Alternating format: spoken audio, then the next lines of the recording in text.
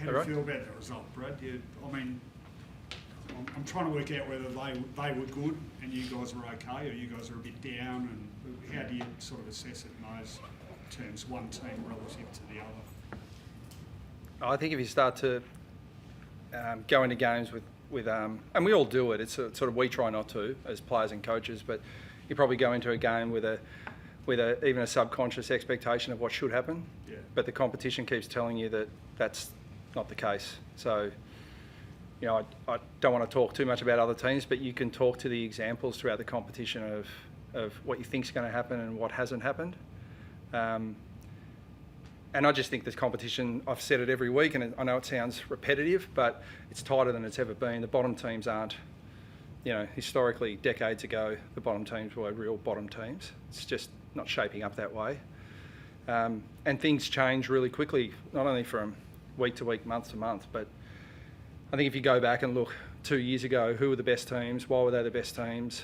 Who were the bottom teams? It can flip around quicker than people think, and even with some of our personnel, like our development coaches, recruiting staff, done a great job bringing some players in. But if I'd sat here saying 2 years ago that Sam Durham would be doing what he's doing now, no one would have believed me, even though we could see the upward trajectory he was on. But he's just one example of how quickly things can change. And West Coast have got some players that are really improving really quickly, and a top-end draft picks for a reason. So I'm a bit the same as you, Rowan. I didn't think we were playing poorly. I thought West Coast were playing well.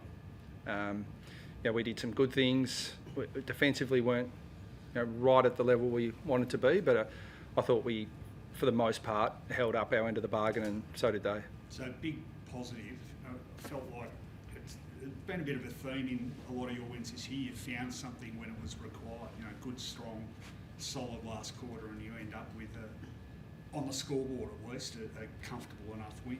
Got to be happy with that. Yeah, I'm happy with the resolve and the ability to keep fighting regardless of what the feedback on the scoreboard's giving you.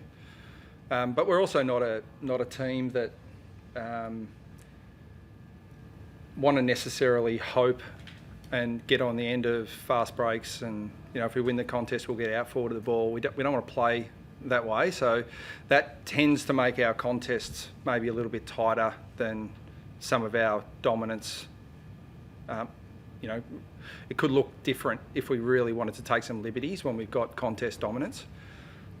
Not that we had that for a great part of the game today, because West Coast were on top of us at centre bounce, they were on top of us around stoppage, and they were scoring from those stoppages. So we had to find other ways today, but that's the other pleasing thing. We've probably averaged around 60 odd inside 50s and dominated territory. Today we had to do it a different way through a bit more transition, but I think that speaks to a more complete football team. How good can Sam Durham be? He kind of won those centre clearances when the Eagles were pressing today. Yeah, we don't know what position to play him in at the moment. It's just probably a few of our players are like that. They can, you want them pretty much wherever the ball is. So, no, he's, it's. I think even our players have said, he's scratching the surface a little bit with what he's capable of. So he just keeps taking steps forward. And the great thing about Sam is that he's an incredibly humble, down-to-earth person who, and they're great qualities, but he doesn't realise right now what he's capable of. I think a few other people are starting to get a glimpse as to what that might look like for him. But it's just going to come back to him again, working extremely hard, and he got some great elite lifestyle lessons from Andy McGrath when he lived with him as a first, second year player. So he set a really good platform. It felt like you were able to exploit a little bit of lack of concentration from the Eagles, particularly with those mids getting forward. String of the Eagle mids one, but 4 or 5 of your mids hit the scoreboard at different moments. Is that something you're focused on doing to exploit lapses in concentration like that? Yeah, I thought it cut both ways today. As a coach, you're sort of more focused on your own lapses of concentration. Look, the challenge was there for the Eagles today. No Harley Reid, no Tim Kelly. It really tested their midfield depth, but that's probably more for Simo to talk about. But Liam Ryan goes in there and presents a different challenge. So he was very good, particularly around centre bounce. So and that wasn't a matter of necessarily exploiting them. It was about challenging them. And I thought, our mids did that. You mentioned a couple of glimpses from Durham. Caddy had a couple of really nice moments, a couple of cool sort of things on the ground and then in the air. How excited are you? Smiling now? How excited are you by Nate Caddy? Yeah, he did what we thought he'd do. He's got elite AFL attributes. Even though he's a first year player, he can play as a key forward, and that's outside of maybe the ruck. It's very hard for a first year player to come in and play as a key forward, because usually you're playing on key defenders who have been in the system for 10 years and bigger, more experienced. But Cads has got attributes that he can work around that, and we watched him as a junior and thought there's potential for him to play in the midfield at some point. So that's how good we think he is at ground level, and how athletic he is. But obviously he's a pretty strong aerial threat too. So yeah, we're taller than we have been for a while today. So are the Eagles. So hopefully we have some selection dilemmas. Where does that goal rank in the pantheon of first career goals, do you reckon?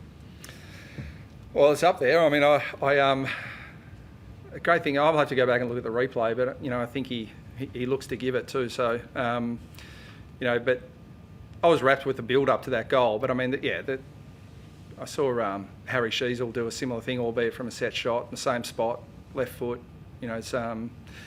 They've got unbelievable talent, these guys these days. You didn't see too many players do that outside of Jason Ackmanis when I played. What's your early thinking with Goldstein and Draper for next week in terms of them playing together? Or? Yeah, we like it. But again, I like the position we're in, because we for pretty much all the week we were going to go with Draper and Goldstein, but in the end we looked at our forward half and the opportunity to bring Cads in for Goldie, a late decision, but I think that has paid off, both in exposing Caddy and having a fresh and fit Goldstein to combine with Draper next week. The bye round's over and you're firmly up in that top four. Does that sit about right? Do you feel you're right in that mix there? Yeah, I don't really study the ladder, but it doesn't feel firm to me. It feels like there's a blanket over like everyone watched the Brisbane game, and I think one of the commentators said, how are Brisbane where they are on the ladder? And it's like, well, those of us who are in it and watching every team, watching the competition, they're the perfect example of the ladder. Just to me, it will have relevance at some point, but right now it just doesn't have any relevance to us. It's about how we can get better.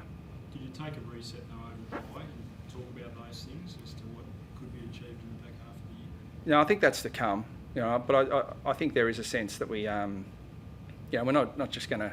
We understand the platform that's been laid and the opportunity that presents itself. There'll be, in the next month, there'll be some teams that are essentially playing our time and are playing for the future. Hopefully we won't be part of that, but we'll have an opportunity. But that's all it is. And what we did today, what we've done in the first half of the year, guarantees nothing in the second half of the year, and we're certainly well aware of that. From that point of view, Geelong next week is a particularly good challenge. I know that they're not necessarily in a great place right now, but they really have had a bit of a stranglehold over Essendon. Yeah, yep. They're probably not the only team that have had that. But as I said, I think that's historical, and you can't argue with that. But things change so quickly. We probably look at our run home 10 games, 9 games after today, and I just make a case for every team.